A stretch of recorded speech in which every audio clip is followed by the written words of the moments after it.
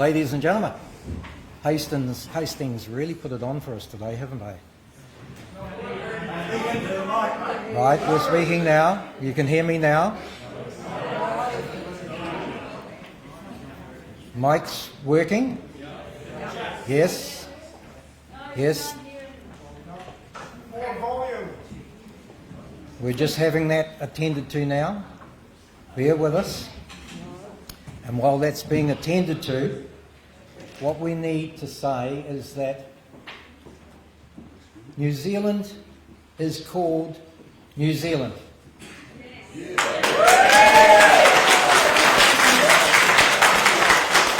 at a crucial time of New Zealand's history with the political arena. And so we need your assistance to donate, because we've been out of politics for 3 years and we have to have our war chest ready for the next election. So with your help and assistance, you will see on the back of your card the way that you can donate. Please help us. We have to be back into Parliament. There will be a donation bucket at the door, and for anybody that doesn't have cash on them, please donate through the back of this.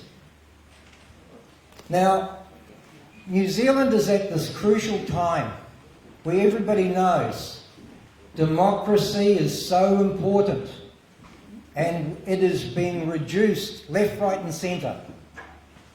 And so, with your assistance, we need to bring New Zealand First back. No question asked. And I'm sure that once you've heard this speech, that you will go away thinking about New Zealand First, and you may even decide to help and volunteer and donate so that we can come back strong and be involved in the next general election. Thank you very much. Now, before I end up, please, cell phones. Could you please turn those cell phones off? Thank you. Now, without further ado, I'd like to introduce you to the Right Honourable Winston Peters. Thank you very much.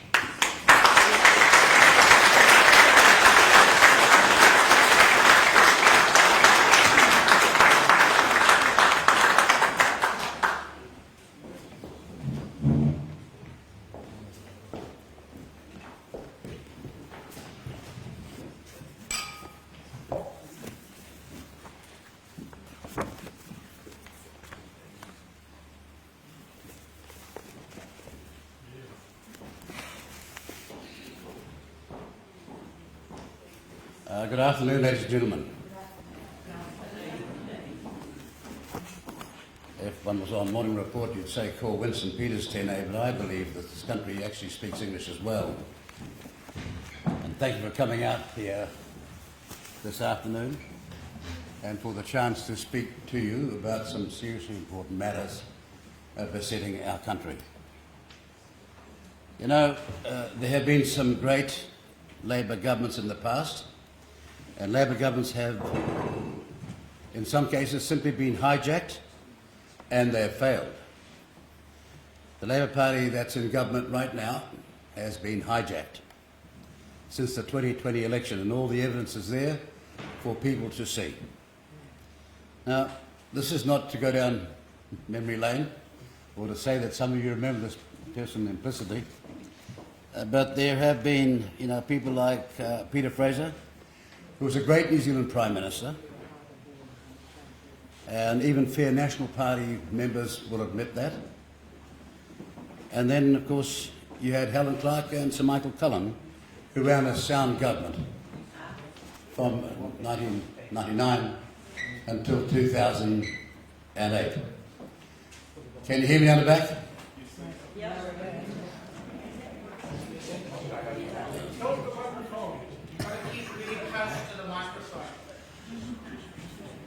Like a singer.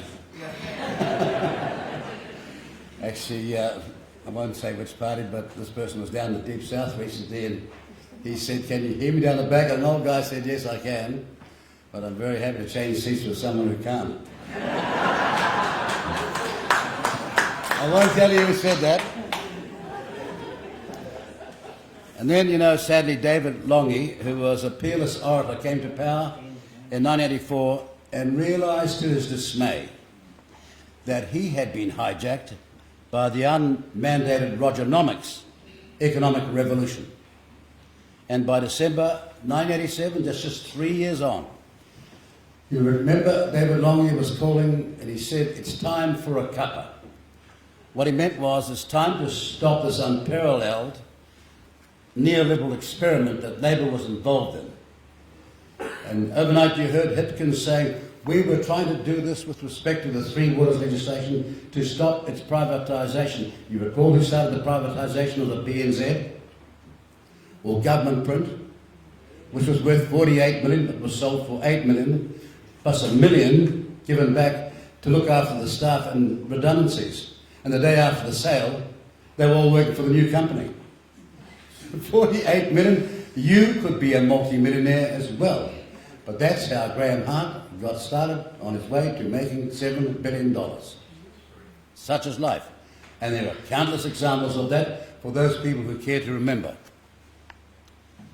Remember, Longy had come to power with a secret agenda foisted upon him.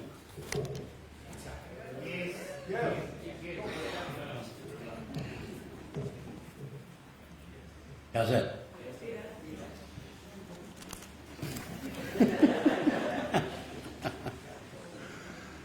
Never mind, we'll get it right.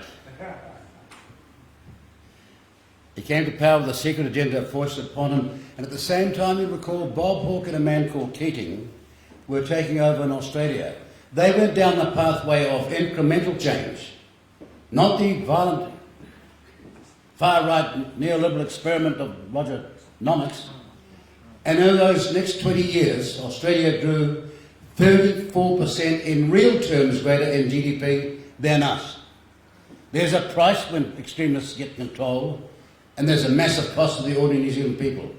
I'm looking at people who used to be in an economy that year after year after year did 5% and became number 2 or 3 in the world. More removed from their markets than any other people. Your grandparents were doing that. And we can do it again. Now, we mentioned the fact that they grew 34% in real terms in Australia faster than the experimenters in this country under Rogernomics. But purists never like the facts, but those are the facts. And in a long conversation one evening in Tauranga with David Longy, who used to be a former tutor, he told me how this happened, and I've never had such an eerie experience to see someone with so much talent who he knew, been hijacked, and it was all over. A journalist has recently described comments about the parents of the sick baby refusing vaccinated blood as being anti-vax and from a vacuum denier. Quite amazing, really. You see, the issue is not about being pro or anti-vaccination, or even denying any of the science. It's about freedoms and truth and people's right to informed consent.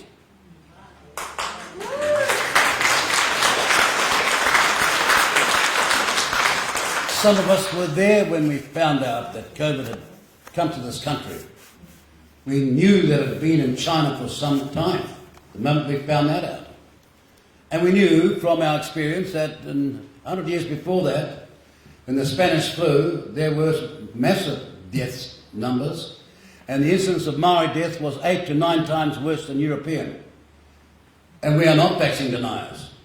But we believe that people should be told, like in every operation, all the facts before you sign up.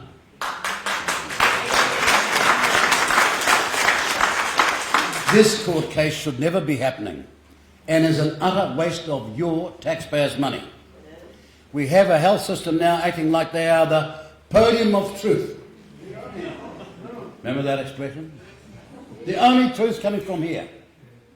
As though this is an exact science. And you've got a whole lot of people in the media whose job is to be the fourth estate, willingly going along with it. By the way, I had to bring this, because I don't really buy this rubbish, but I was at the airport and was free.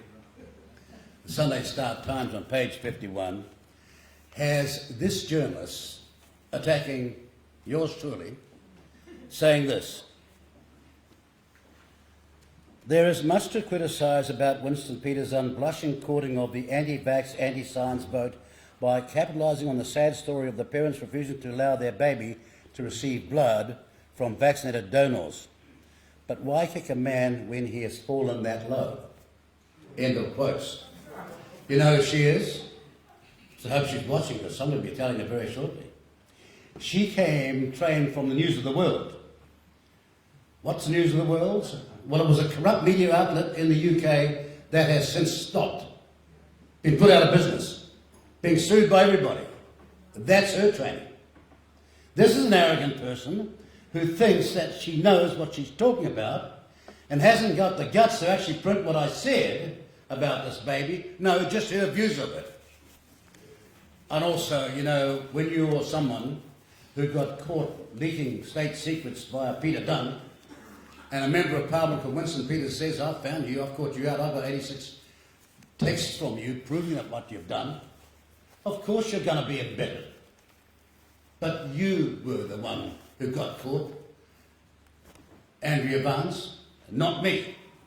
And if you think that I'm an anti-vaxxer because I'm saying that this baby should have got the blood for an essential heart operation a long time ago because the donor's already there that's not been vaccinated, then you don't give a damn for reality and you don't give a damn for humanity. This baby, if not given this blood, and this carries on, could possibly die. And she says that I'm using them. No, I'm not. That's why we went down to see the protesters at Parliament. Not to support some of the wreckers, but because there were thousands of good, ordinary New Zealanders who were being mandated out of work, being told just to do this. And when not one member of Parliament, when the whole lot had all connived together to follow the Prime Minister's injunction, don't talk to them. I have never, in a democracy, ever seen that. And by the way, I've been in this game since 1978. Like the Man Cheese ad, some things take time. But they wouldn't even talk to them. And then we went down with my colleague at the back there to talk to them, and you wouldn't believe it. What are you people doing talking to fellow New Zealanders? Ladies and gentlemen, what's happened to us? When Parliament can agree not to talk to the people who pay their salary. It's unbelievable. And my message to you, Andrea Barnes, is stand back. I've got news for you and it's all bad.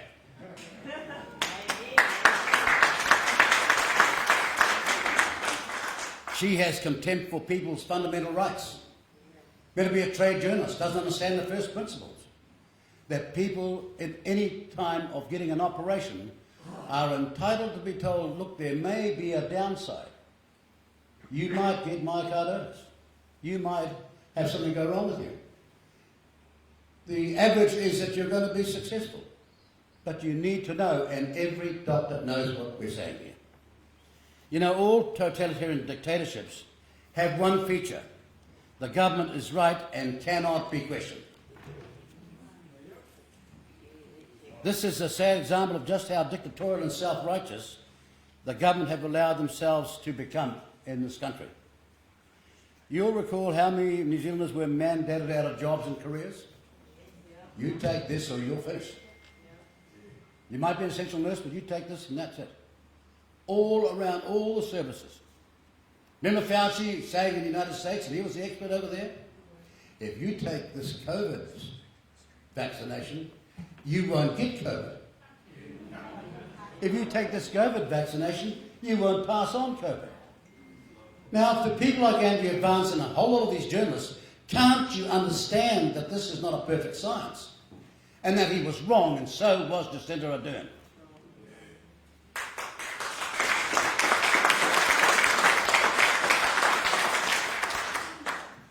Just like the people before the court, that couple has the right, in this case, to question and to refuse. And it is a principle worth defending. They already had unvaccinated donors ready to give blood. to accompany the heart operation their baby must have. How complicated is this really? And what's happened to us? Will we all sit by and let this go on? Or am I talking to the Hawke's Bay branch of the Mother Teresa Society? No matter what goes on, or how bad it is, we just forgive them, don't do anything about it, and let things carry on. It does matter. I know it matters, and that's why you're here, and that's why I'm here. Someone who is pro-vaccine, vaccinated 3 times, is not a vaccine denier. But remember, it was the Prime Minister who told you that if you got vaccinated, you would not get COVID. If you got vaccinated, you would not be a COVID transmitter. These lazy critics repeat her words and haven't got the honesty to tell you that they have both been proven wrong, and dramatically so.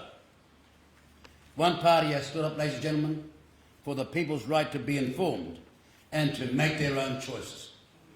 Remember the day after we went to see the protesters? We're on the Nation, and this media person says, "Oh, that's awful. There was a pregnant journalist covering you and she got knocked over." Oh, this is unbelievable. All those people losing their jobs, losing their futures, no, trying to build their own narrative. It was ridiculous. You know, we have stood up for the right to be informed and to make your own choice. We reject utterly the way so many people were mandated out of work and incomes by the podium of truth. It is our position that those who were mandated out of work, due to their exercise of their freedom of choice, should be offered their jobs back and compensated.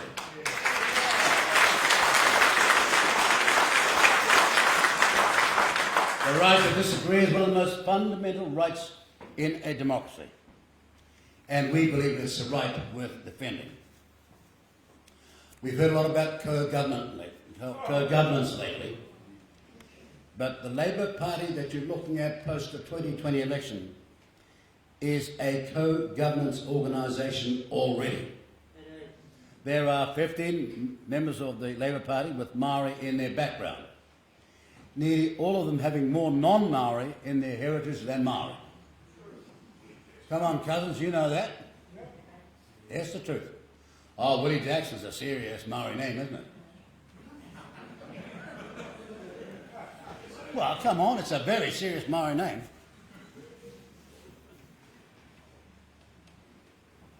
They call themselves, these 15, the first 15, like the All Blacks or the Black Ferns. The rest in Labour are obviously the second or third 15, or a bunch of hangers-on.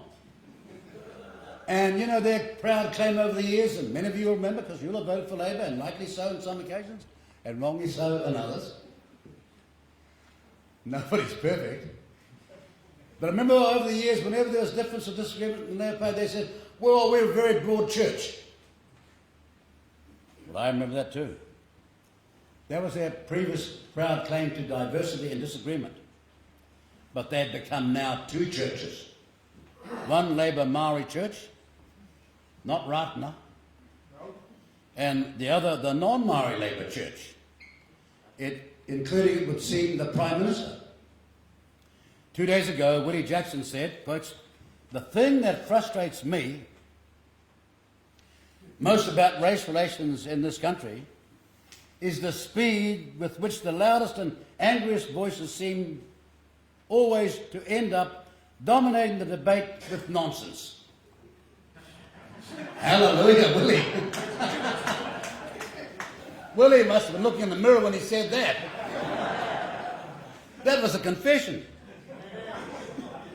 And then to excuse himself, he recalled that it was the National Party and the ACT Party in tow that signed up to the UN Universal Declaration of Human Rights, of Indigenous Rights, which was the present Labour Party's excuse to secretly request, quotes, "a white paper written as a response to that declaration, Hei Puapua, which has been sold by opportunistic politicians as Maorification by stealth," end of quotes from Willie Jackson. That's what he said. Now, ladies and gentlemen, experience matters and facts matter. A white paper would have to have been ordered by Cabinet as taxpayers' money was being used, let alone the policy discussion by Cabinet to request the white paper. Those two things had to be there at the start. But there was no white paper because it was ordered by Minister Mahuta in 2019 in secret, without telling the New Zealand First Coalition partner or the Deputy Prime Minister. But Willie says that, and I quote him, "Hei Puapua is a discussion paper, no longer a white paper. Hei Puapua is a discussion paper on how to live up to those UN obligations," end of quotes. And then he says, quotes, that Maori must work together with our treaty partner. Hear that word, partner? He says, quotes, "I'm not for separatism."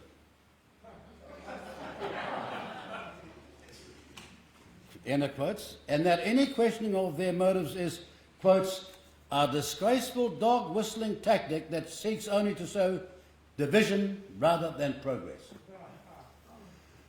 He says it's about a treaty partner. I'm looking at people in this hall who, like me, have got Maori in their background. I'm also half Scots. As a famous comedian Billy G. James used to say, one half he wants to drink, the other half doesn't want to pay for it. Or gives you a natural suntan and a desire to save money. But some of us are proud of our Scottish background, and we're proud of our Maori background, and we're not going to be sold down the drain by a whole lot of visionists in the 21st century. Here, here. Not gonna happen. Well, he blames National, quotes, "so few seem to understand what National signed us up to in 2010. He accused the Helen Clark-led government of having shamefully voted against it in 2007.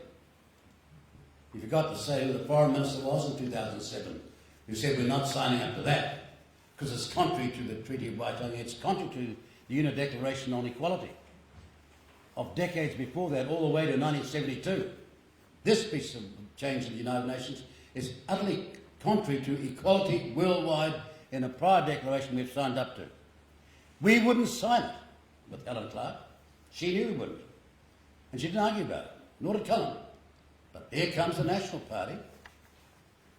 Guess what happened? See, Willie's grasp of both history and politics is not good, even though he might be cousin to some of you here. It was New Zealand First and the then Foreign Minister that stopped the then Labour government from signing up to that UN declaration. It was totally contradictory to the Treaty of Waitangi and the Universal Declaration of Human Rights, signed decades earlier, and the Convention on the Elimination of All Forms of Racial Discrimination, New Zealand signed in 1972. Let me ask you this question, which these academics and all these people who pose a change without any mandate cannot answer. If there was no one in the British Empire on the 5th of February 1840 in partnership with Queen Victoria, how come the Maori were on the 7th of February 1840? It just ain't true. It's not a fact. And if you want this country to go forward, then unity is the only way we're going to do it. Here, here. You've got to make a stand.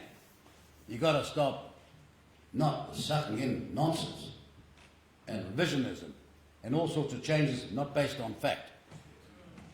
Willie's comments 2 days ago is evidence that Jacinda Ardern's Labour government in under 2 years is a complete circus. Remember when they were complaining about the handbrake? Come on, you remember? All these media woke people complaining about the handbrake? Well, look what happened when the handbrake went. What a circus. An absolute circus. But here's the alarming part. He says, quotes, "I'm thinking about putting the charter on hold because of so much misinformation and spelled T-O, not T-O-O, in his column, and too many New Zealanders have been tricked into thinking It's a Maori coup and co-governance, spelled wrong again, but I've corrected it, will be at the forefront of constitutional arrangements in this country, end of quotes. Ladies and gentlemen, when the Hei Puapua report became public after the last election, the Prime Minister first denied knowledge of it. Second, said, but it's not government's policy. And third, used the above two as justification of not telling the Deputy Prime Minister and New Zealand First, the coalition partner. For any of those things to be true, then Minister Mahuta had to not have told the Prime Minister. The consequences of that is that Mahuta, having spent taxpayers' money, should have been sacked upon the PM learning of the report. But Minister Mahuta has not been sacked, which means the Prime Minister knew about it all along. I'm sorry, Prime Minister, you are not telling the truth. You're being caught by your own colleagues' statements now. Minister Jackson publicly thinking out loud of putting the Charter on hold, that's what he said just 2 days ago, means that either he has not told the Prime Minister of this or she has told him to do that. It's got to be one or the other. But who's in charge here? The answer can be found in not 3 waters, but 6 waters. All started, they claim, because of something that happened in a crisis in Havoc North. And here's the other device. We're doing all this because if we don't, it'll be privatised. Who on earth said that? Putting up a straw man to knock it over. I didn't say a straw woman. We're gender sensitive here. But that's what's going on here. And you've got the media actually running this. Excuse me, I was going to say crap. But it is. The 3 waters legislation went to a select committee with over 88,000 written submissions, nearly all opposed. Minister Mahuta doubled down after the submissions had closed, and the committee had reported back to Parliament by adding coastal and geothermal water to the other 3 waters. Drinking water, wastewater, stormwater, geothermal and coastal. 5. And then in urgency came the 60% entrenchment amendment to prevent a simple majority of Parliament in future changing the legislation. Unconstitutional. I'm getting around to that. Glad you came.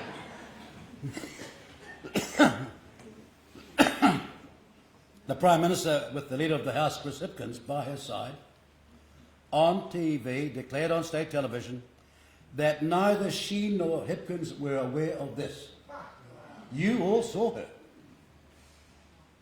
Ministers such as Kiritapu Allen and Finance Minister Robertson pleaded ignorance of what was going on. Later, Robinson would say, see how they get caught by their own words? Later, Robinson would say that if co-governance of these waters hadn't happened, the reforms would, quotes, end up in the courts immediately, end of quotes. Mr. Robertson, you're not a lawyer. You're not an economist either. And you never had a business either. Not even a school tuck shop. Now, 2 pieces of critical evidence bring to mind that famous saying, oh, what a tangled web we weave when first we set out to deceive. Greens MP Eugenie Sage went public last week and said she had worked on the entrenchment SOP directly with Minister Mahuta. Sage's honesty is backed up by the fact that her SOP to entrench the law at 60% gained the vote of all the Labour and Green MPs. Not just some of them, all of them.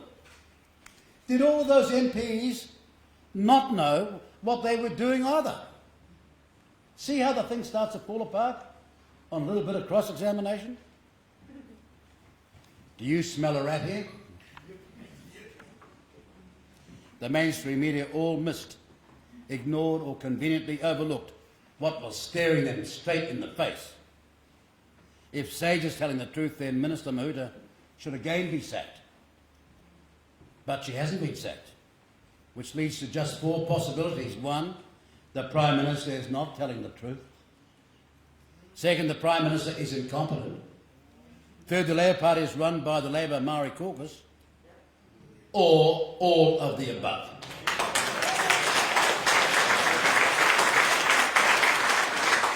So it's not 5 waters. Drinking, waste, storm, thermal, coastal, and it's 6. It's 6 waters. Excuse the language, ladies, but they're pissing down your back and telling you it's raining. That's what they're doing. That's what they're doing. All this is happening. Meant to be a first world democracy, with an unbroken line of elections apart from wartime since 1854. And here we are in 2022, with all these people being university trained, so to speak, and an absolute shambles and deceitful one at that is going on. And anybody that opposes them is straight away attacked. Like, and you know my Maori cousins, you're a potato. Funny that, how ignorant some of these Maori attacking us are. Because if you know anything about a Maori potato, it's not white on the inside, is it?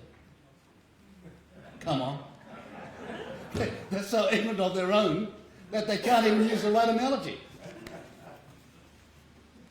The entrenchment SOP was dropped just last night, by this morning, because Willie Jackson was on Q&A this morning, having to defend himself.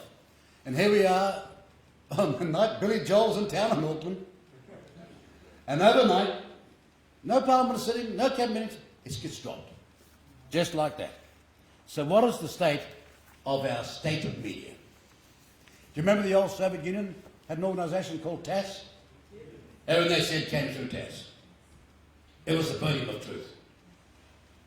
In every dictatorship, the media is the pawn of the dictator.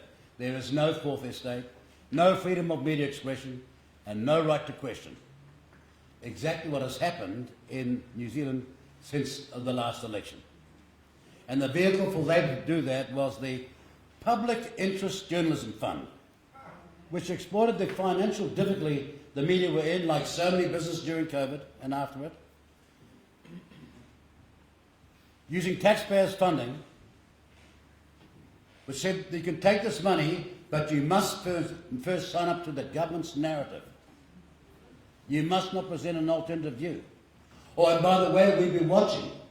If we don't think you're doing what you should be doing, we'll demand the money back. This stinks. This is the media. The fourth estate.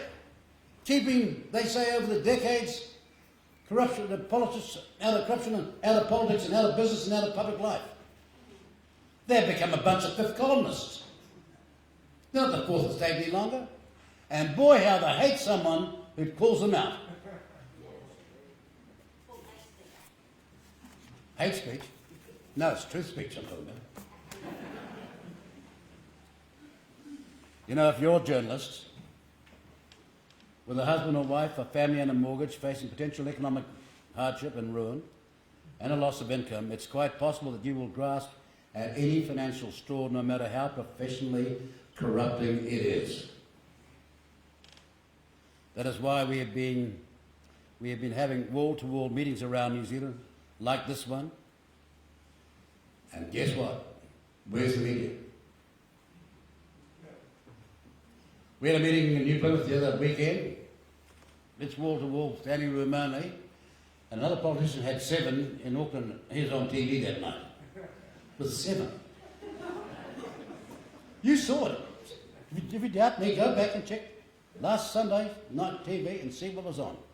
The 6 o'clock news. How can these people get away with it? You know, the team of 5 million, I was going to say this, because we were told that there was going to be a media out here today. Are they here? Derek? They are? Wow. This is the first time they've ever turned up. But they're not here to cover this meeting. You're here to ask me something else, aren't you? Like, how are we going in the polls? I'm going to ask him then. No, that's what you're here for. Because out there, ordinary New Zealanders are giving expression to their voice. And they're telling you in the media, we're the bosses now, not you guys. We're in control.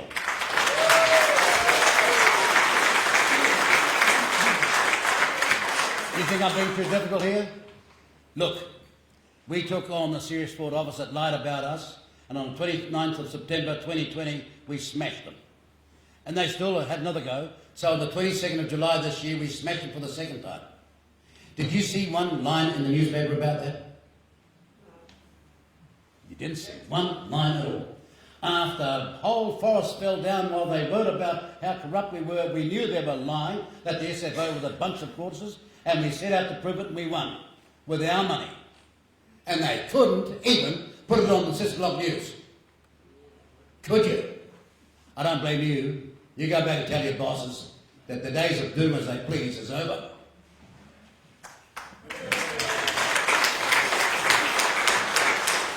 You declare war on the ordinary people of this country and democracy, and you're going to face your Waterloo far more quickly than you think. She doesn't work for the media. Yeah, sorry. I don't work for the media at all. I'm just kidding. You know, we're talking about the plethora of excesses and excuses. The team of 5 million, you remember that phrase? Who were urged to be kind, remember that phrase? Have now become divided, disunited, and deeply troubled. That sadly was inevitable the moment the team, or rather a majority of them, realised that they were being taken on an unconstitutional revisionist ride of political deception. Ladies and gentlemen, we should remember this country. We know that in our past history, we were world leaders. World leaders with a small population. We, with a country the size of the UK or Japan, built every modern facility, universities, hospitals and everything, but with a population only the size of Manchester. That's our background. But look what we've become now. For countries to be great, shared common values must prevail, like one flag, one law for all, one person, one vote, with every vote being equal. The last 2 years have seen the promotion of policies the total opposite of the unity we need to go forward together as one people, despite various diverse backgrounds. Look around the world at all the great economies, and their people share that aspiration. All the disastrous economies reflect the opposite, massive disunity. Just 3 examples. Tragic when politicians and governments make a mistake. The leading economy in South America was Venezuela. It's a court case now. The leading economy in Asia post-war had been Burma. It's a court case now under Myanmar. And tragically, the same has happened to Sri Lanka. It was going so well, and all of a sudden the last 3 years made some terrible mistakes. New Zealand is facing a recession, much worse than you've been told about. In nearly every area you look, there is some form of crisis. In housing availability and affordability, in education and mental health, in public health services, in crime and general lawlessness, and the cost of living, up and up and up. Mental health, $1.9 billion in 2018, and now no new beds. Not one new bed. Labor blames all this on international circumstances, COVID or previous governments, and never on their own unparalleled incompetence. Look at Labor ministers and ask yourself which minister is doing their job properly. The Prime Minister has gone from looking in control to not knowing what's going on. The Minister of Finance has been spending $1 billion more every week. $1 billion more every week. That's $52 billion more a year. Law and order's in a mess, with no one knowing. Well, let me ask you, who's the Minister of Police? Hands up, please. Hoskins.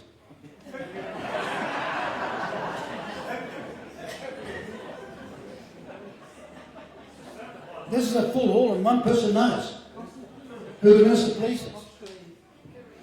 No, it's not. Come on, by the end of this meeting, I hope somebody knows. The Minister for Broadcasting traipses from one expensive disaster to the next. The Minister of Health seems not to know a hemorrhoid from an asteroid.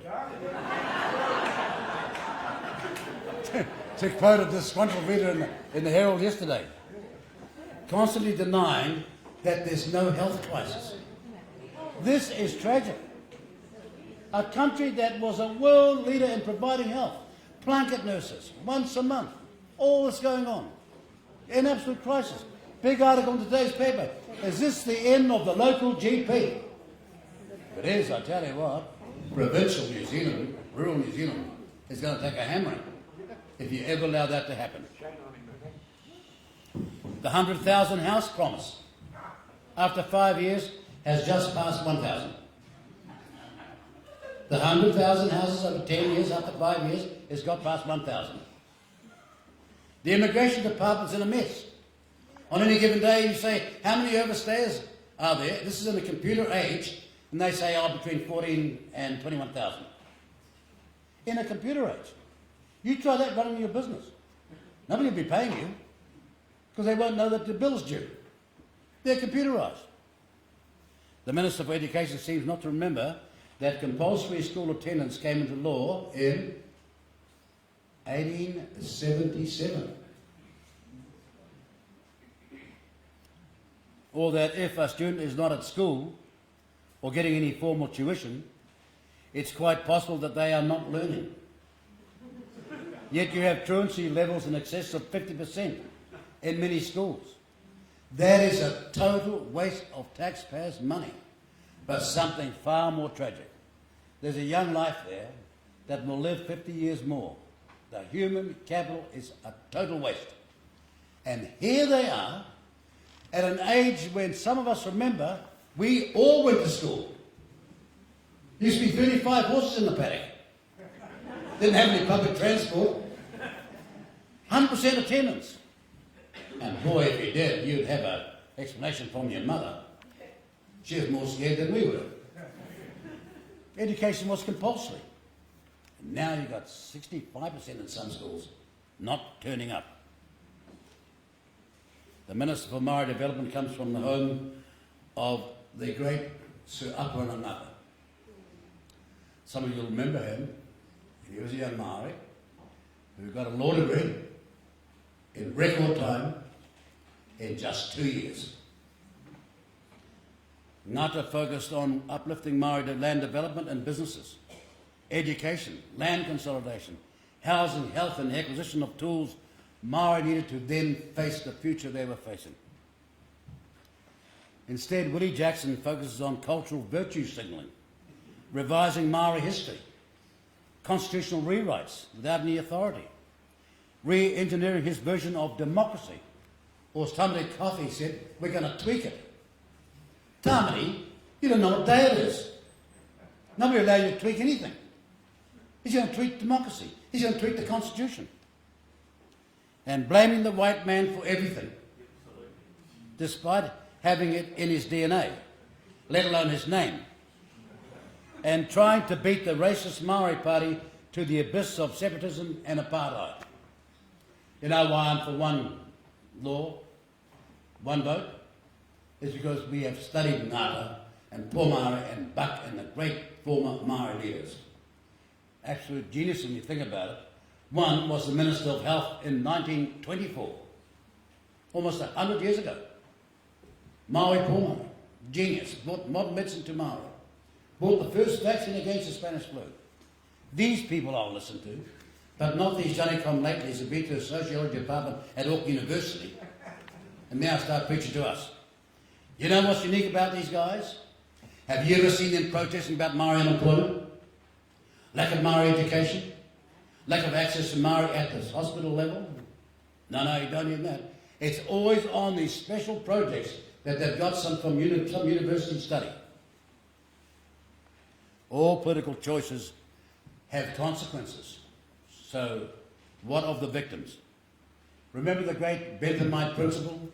In short, is to bring about the greatest happiness for the greatest number. To see society as a big family, and which parent would not dream of enhancing all their children's lives and not just some? New Zealand is an island nation with origins that lie in seagoing discovery. If we are to get things right in the future, then we must make sure that every New Zealander is in the boat. Not just some, every New Zealander.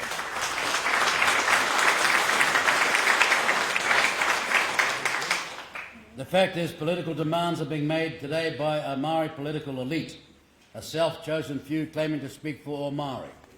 I'm someone who began my career in one of the biggest land cases ever in this country in the 1970s, from the biggest law firm in this country at that time, against the Crown and the Whangarei County Council. We started the Ngāti Wai Land Retention Committee and took them both on at enormous expense. And one night at a place called Pātawa, a woman turned up and said, I know what I'll do. I'll start a Maori land march. That's my message to some of these radicals who try and get rid of us and say that we haven't got the correct view. That's the history they know nothing about. Who gave back Mount Hikurangi? Who gave back Mount Hikurangi? No? Who got rid of the West Coast leases? Who started Kapahaka? Who started the Maori Sports Awards? Who started Manaki Taui, the biggest surge of Maori education university in this country's whole history? Modesty prevents me from answering that. You could. That's what we've got to get back to. The kind of things that Ngata and people like that did in a modern context. Because we're all in the same boat together.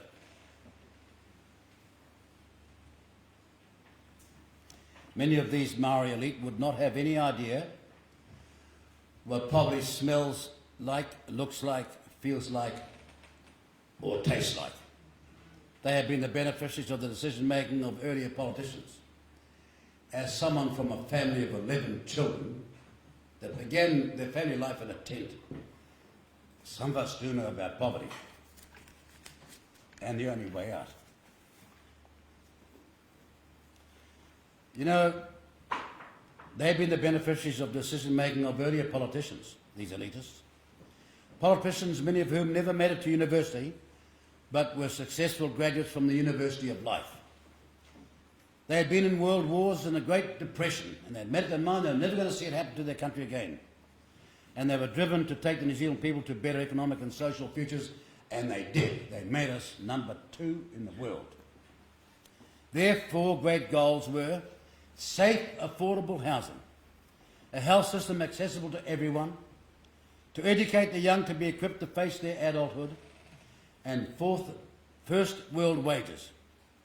These politicians were a standout success and caused international political scientists and economists to look here and say, this country way out the ends of the Pacific, in utter amazement, how can this small country be doing so well? You know, for Iceland, Finland, Norway now, back then we used to read New Zealand at the front. When we were in the first 3 in the world, with the greatest egalitarian society in the world. And when registered unemployed, totaled only 29, not 1,000, not 100, but only 29 registered unemployment from Invercargill to Kaitaia. New Zealand was working in practice, and since then we have been suffering from those experts who want to know how it works in theory. The people who did it hadn't gone to university. The ones who are trying to do it have. In the immediate future, a serious recession is certain. There will be sadly many victims. It will affect far more New Zealanders than some commentators think, and it's already happening. the Reserve Bank governor, is required to get the inflation band back between 0 and 3. And he keeps his job. If he does that, no matter how many people lose their job while he's trying to do it. 50,000 could lose their job while he's trying to do it. You have been being told by these people to tighten your belts. You've been told to spend less. The Minister of Finance hasn't exactly agreed with the Governor of the Reserve Bank about that, knowing that he has the 2023 budget coming, plus fuel measures in January of next year, tax relief, or the 1 April potential increase in support payments, to lull New Zealanders into believing that Labour are competent economic managers. After all, if your policy is to rob Peter to pay Paul, you can always count on the support of Paul. What's that famous guy that from the Long dynasty said in Louisiana about tax reform? Don't tax you, don't tax me, tax that man behind the tree. They're all arguing. Except nobody's arguing about added value and wealth. And here we are in the Hawke's Bay. The apple centre of the country and all the other things has got wine and every other thing going for it. Where's all the incentivisation to add value here and grow more billions in terms of exports? They were boasting just last week, oh look, we've got record exports in the last 12 months. No, they haven't. Inflation took it to that figure, but not volume. We need to stop deluding ourselves about how to make things real, and the Hawke's Bay has been a critical part of it. The tide has run out. Hundreds of thousands of older people facing economic uncertainty with fixed incomes and rising costs are getting concerned. Families, despite both parents working, facing rising mortgage costs with insufficient income, some paying well in excess of 60% of their income on mortgages, rates, insurances and worsening family expenses. 60% just to keep their home. When the old rule, when some of you started, was 25% was the max. The rates, mortgage and the insurance. 25% was the max of your income. The other 75 for you to live on. Now they're living on 35. And they're all saying, oh, this is part of the plan. They're telling you that you're going to have to tighten your belt and spend less. They can't even be honest with you. You're not going to be spending less if you're paying double the mortgage rate, are you? You're going to be spending more, but not on your own life, on international banks. Yes. When can we have an honest debate about that? But sat at the bottom of the heap will be Maori and Pacifica, people whose basic needs have not been prioritised by the political party that claims to represent them. And in the case of Maori, an inevitable victim from Labour's diversion from its original principles, that they will suffer in addition the stigma where everybody will blame the ordinary Maori for what the Labour Party did, when the ordinary Maori had no idea that was going on, was never asked and had never heard about it. You go to the local marae and ask them, when did they consult you about this? It's absolutely correct. Nobody knew what was going on. Thank heavens. Now, I didn't organise that endorsement, but very pleased you came along.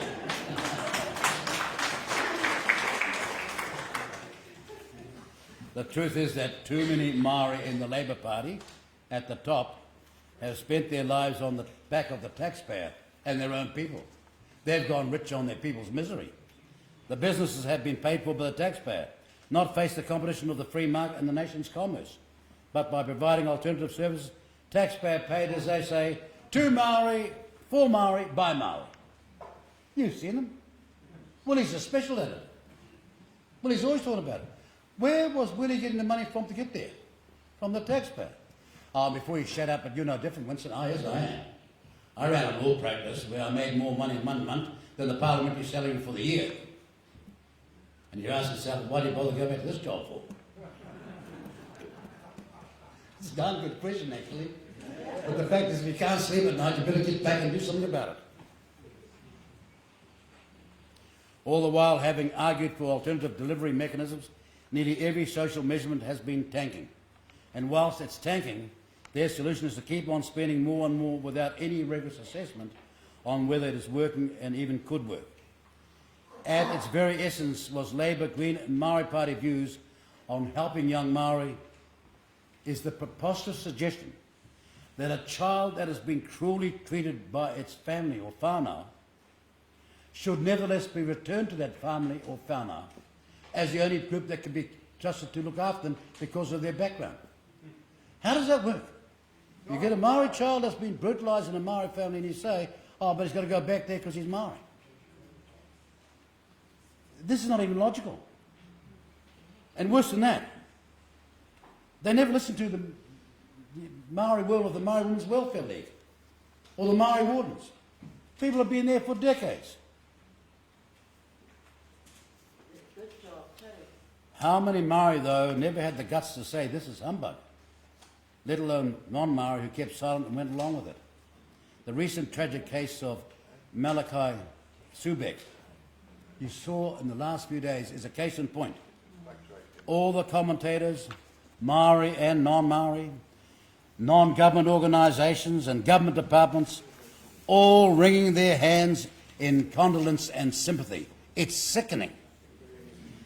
All as guilty as the other for their woke acceptance of race-based demands for local race-based solutions. That family was aware of what was going wrong. They told the system, and nothing happened. The Maori Women's Welfare League and the Maori Wardens, pan-Maori bodies with real experience in the field, all swept aside for localised responses without any realistic scrutiny to properly handle so many cases. Now, not so long ago, a New Zealand Prime Minister asked the Chief of Defence, how many Maori are in the army? Major General Pōnanga answered, Prime Minister, we only have soldiers in the army. Correct.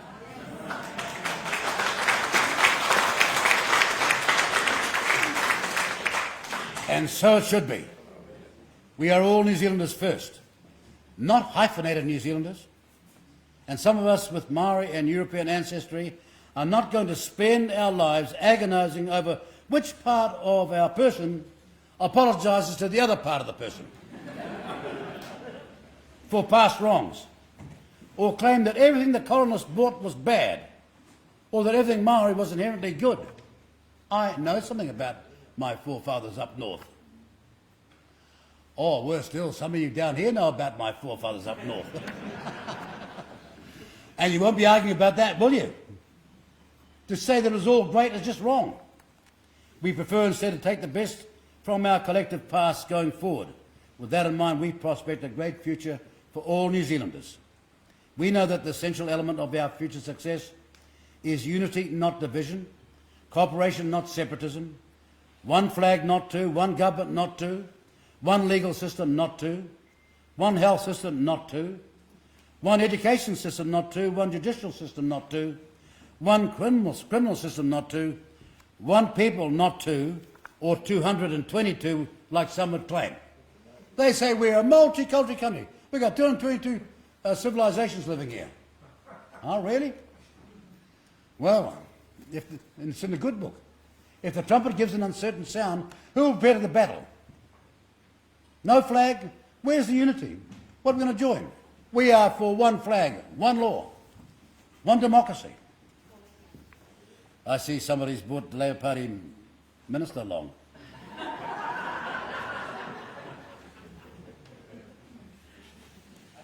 Now, the question is, who's responsible? Labour is not totally responsible for the disastrous co-governance path down which we are going. Remember, National and ACT formed a coalition with the Maori Party in 2008, when they didn't even have to. They didn't need the numbers to govern. Then they signed the UN Declaration of Indigenous Rights in 2010. Then repealed, which we had refused to sign when we were in government. Then repealed the foreshore and seabed legislation in favour of the marine and coastal areas mess, which has now seen over 500 cases brought by iwi, often against iwi, all around New Zealand. National, along with ACT, introduced the Waikato River co-governance arrangements and the unelected Maori representation on the Auckland Super City. Please don't forget who started this racist, separatist mess. Ladies and gentlemen, one political party, despite significant Maori membership, has never gone down the pathway of separate governance, co-governance or legislative apartheid. You remember TV3 or TV1 way back in the old days saying, oh, that party's full of grey people and Maori. It's like there's something wrong with grey people. The people that built this country, who if they were to stop work today, our society would collapse. That's how much voluntary work they do. Our principles on these matters are in our name. New Zealand first. And that means all New Zealanders first. Not some historically revisionist claptrap where constitutionality, legally and electorally, some New Zealanders are going to be more equal than others. On this we have never wavered, not like some Johnny-come-latelys, the opportunists, the echo imitation, without any authenticity, now saying, despite their record to the contrary, oh, me too. You've heard it, you've seen it. It was here not so long ago. Not with this number, less than 50. We treat New Zealanders, all New Zealanders equal, under one flag and one law for all. We reject totally the inverse racists whose policies are saying to Maori, and they are inverse racists, you can't make it to the top in anything or at any time without our help. For our country to have sunk so far and so quickly in the international battle for equality, those who seek to implement unelected, unmandated change had to try and first rewrite that the Treaty of Waitangi was a partnership. It was not. The Maori never ceded sovereignty in 1840. The chiefs did, read Ngata's thesis, that the treaty was about a universal franchise for Maori. It wasn't. No one back then anywhere in the world, European or Maori or British, knew anything about a universal franchise. Yet they claim in 1840 the Maori did. That the UN Declaration on Human Rights could be overcome by the UN Declaration, by the 207 UN Declaration on the Rights of Indigenous Peoples. And now argue that Maori cannot gain equality without parallel institutions alongside government institutions for everyone else who is not Maori. And putting every government initiative, policy and department under the Te Ao Maori, that's the Maori worldview, lens before prior approval. Now, some of us here remember our Maori background. Are these modern Maoris saying that they have a Maori worldview?